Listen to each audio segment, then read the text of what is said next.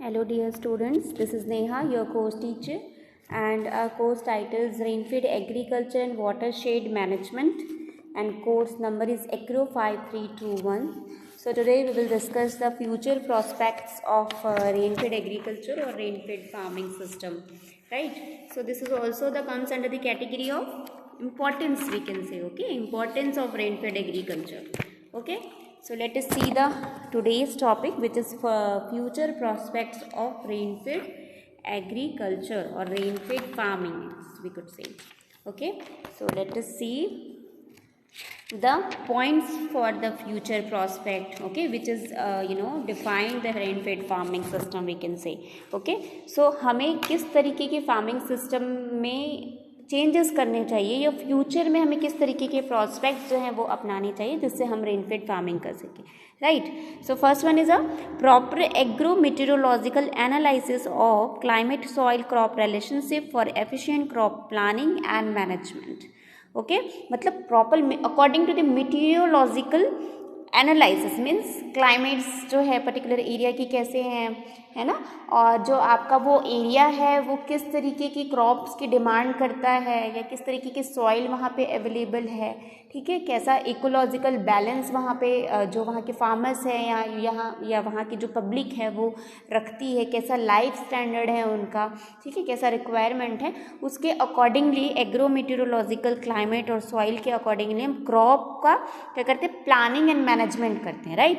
Then the second thing is site specific selection of crop and variety. So this is a very important variety and crop is a very important for that particular area, right. So कैसे, क्योंकि हमें क्या होता है, हमें जो lake of varieties, ठीक है, जो मैंने आपको प्रॉब्लम्स प्रेस्पेक्ट ऑफ एग्रीकल्चर फार्मिंग में बताया था कि जो लैक ऑफ वैरायटीज़ है, ठीक है, या lack of varieties for rainfed agriculture है, ठीक है, मतलब हमें सूटेबल वैरायटी नहीं मिल पाती है according to the our weather, according to our soil and facilities also, ठीक है. तो उस तरीके से हम क्या करते हैं, उस चीज़ को फिर सफ़र करने लगते हैं. अगर हमने इरिगेटेड वैरायटी को रेनफेड एरिया में लगा दिया जहाँ वाटर रिसोर्सेज अवेलेबल नहीं है, ठीक है, तो ऑब्वियस है कि उसकी ग्रोइंग कैपेसिटी कम होगी, जर्मिनेशन कैपेसिटी कम होगी, ठीक है, क्योंकि वो ऑलरेडी ज़्यादा मॉइस्चर रिकमेंड या ज़्यादा मॉइस्चर रिक्वायरमेंट वाला क्रॉप है, तो हम ऐसी जगह पे लगा देते हैं जहाँ मॉइस्चर जो अवेलेबिलिटी है वो लिमिटेड है, ठीक है, तो ग्रोइंग नहीं हो पाएगी. And the third thing is as water harvesting system for crop production is uneconomic including cost of run off and cost of stronger. However, this technique is helpful to stabilize crop production in dryland areas. ठीक है, मतलब water harvesting system जो है crop production के लिए rainfed area में अगर हम वाटर हार्वेस्टिंग अप्लाई कर रहे हैं तो वो बहुत ही सही प्रोसेस है, ठीक है, बहुत ही सही चीज़ें हैं. हम रेनफेड एरिया में अगर वाटर हार्वेस्टिंग कर रहे हैं, क्यों, क्योंकि ऑलरेडी वहाँ पे मॉइस्चर अवेलेबिलिटी नहीं है. अगर हम ऑफ सीज़न के लिए अगर ऑफ सीज़न में हम अगर कोई क्रॉप लेना चाहते हैं तो ऑब्वियसली हमें वहाँ पे वाटर हार्वेस्टिंग करनी होगी, ठीक है. तो ये था आपका वाटर हार्वेस्टिंग. और रन ऑफ वाटर को क्या करना, बहने नहीं देना, जो बारिश का पानी है, रेनफॉल है, उसको बहने नहीं देना, वेस्ट नहीं हो जाना, ठीक है. ये सारी जो टेक्निक्स हैं उसको हमको ड्राईलैंड एरियाज में स्टेबलाइज करना चाहिए, ठीक है. The next thing is therefore there is a great deal of scope of stabilising production in dryland areas by adopting water harvesting techniques on community basis. According to community basis we can execute the water harvesting techniques in different ways for from the different kinds of location. हम कह सकते हैं कि अलग अलग location के द्वारा हमें अलग अलग टाइप की क्या करना चाहिए, वाटर हार्वेस्टिंग टेक्निक्स अपनानी चाहिए. Okay, then review of contingent crop planning for major 3 current weather conditions and improvement in the contingent crop planning for different zone mainly to mitigate drought effects. ठीक है, मतलब क्या होता है, क्रॉप प्लानिंग को हमें करेंट सिचुएशन के हिसाब से या करेंट वेदर कंडीशंस के इस हिसाब से हमें प्लानिंग करना रहता है इम्प्रूवमेंट करने के लिए, ठीक है. अलग अलग जोन में हम इम्प्रूवमेंट करते हैं ताकि हम जो ड्रॉट के इफेक्ट्स है, सूखे का जो इफेक्ट्स है, उसको मिटिगेट कर सके, कम कर सके या रेस्क्यू कर सके, हम सूखे से बचाव कर सकें हमारे क्रॉप का. Okay, and the importance of development and release of durable condition, high yielding varieties of food and vegetables crop for normal monsoon season and for dry land egg conditions. So important development of release of dual condition varieties, मतलब water जो drought tolerance variety हमें वहाँ पे लगानी होती है जहाँ पे इरिगेशन रिसोर्सेज नहीं होते, इन केस कभी सूखा पड़ गया, इन केस कभी बारिश नहीं हुई या वाटर अवेलेबिलिटी हम नहीं करा पाए, तो भी वो क्रॉप है ना, तब भी वो क्रॉप अपने आप को क्या करके सके, सफ़र कर सके, सरवाइव कर सके, हम कह सकते हैं, बनाए रखें अपने आप को।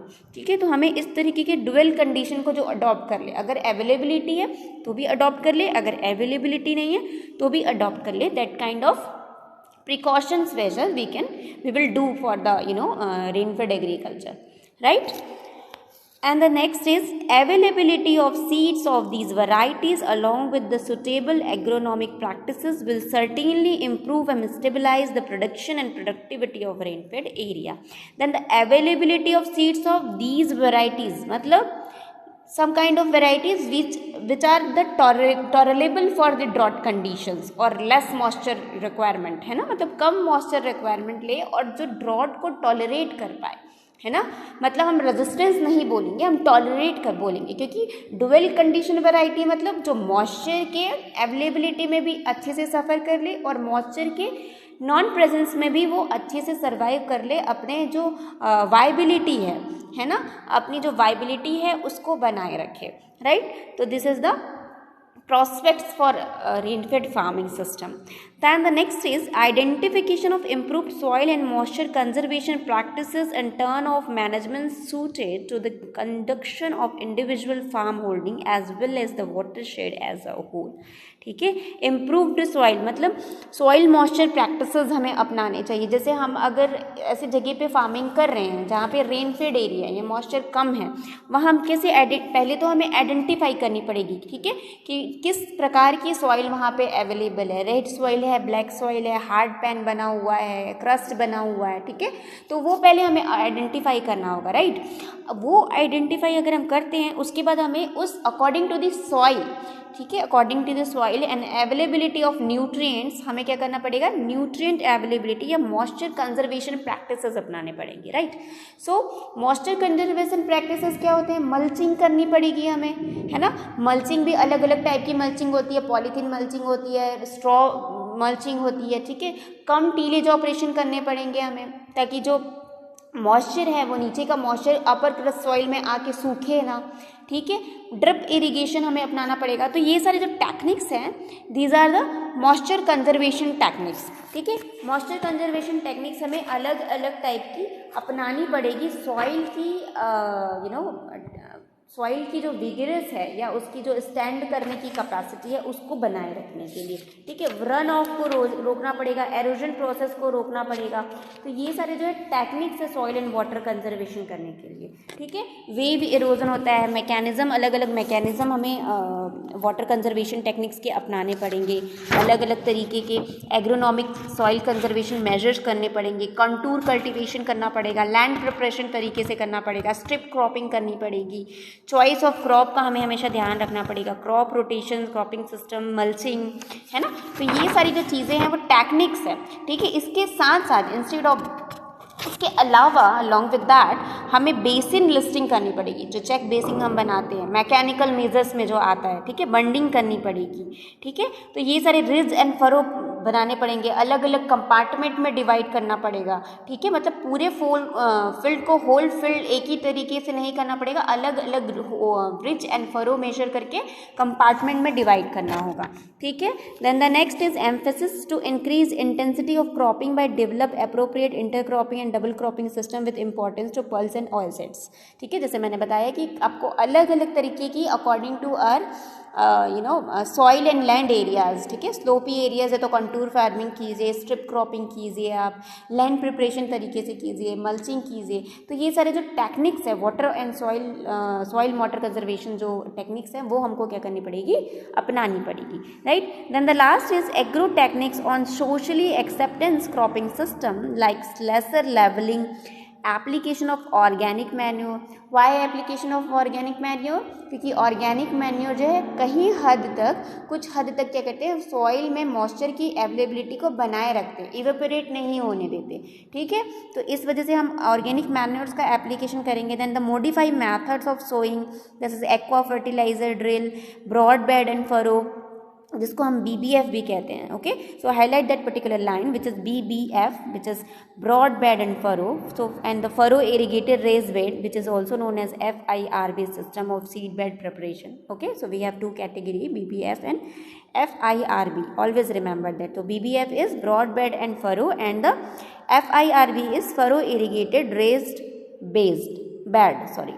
Okay, so bases are to be developed with a view to increase the fertilizer use efficiency, water use efficiency, efficient weed management, tillage system and crop residue management, including INM. INM is integrated nutrient management. Okay, so ये future prospects हैं जो हमें rainfed farming करने से पहले हमें ध्यान में रखना होगा आगे, अगर हम रेनफेड फार्मिंग करना चाहते हैं. ठीक है, क्योंकि हमारी 70% एरिया जो है वो एग्रीकल्चर पे डिपेंडेंट है, या एग्रीकल्चरल एरिया है. 70% पीपल जो है एग्रीकल्चर पे डिपेंडेंट है, फार्मर्स है. ठीक है, तो बेसिकली रेनफेड फार्मिंग के लिए हमें क्या करनी पड़ेगी, नए नए टेक्निक्स डेवलप करने पड़ेंगे और हमें क्रॉप प्लानिंग एंड मैनेजमेंट करना पड़ेगा. ठीक है, तो ये था हमारा importance. Next is emphasis on site-specific research, mainly to optimize the use of resources available for conservation and utilization of moisture under rain-fed conditions. Then the proper adoption of alternate land use system, including agroforestry, agrohorticulture, and fodder-based cropping system in terms of diversification in cropping system, is required for saving water and for efficient water management. The next is the completion of incomplete measure and minor projects and covering about 69 million hectare cultivated land under micro irrigation. Okay, so micro irrigation is very beneficial for the, we can say, rain-fed agriculture. Why? Because we can execute or we can promote the less moisture uses, we can say less water uses.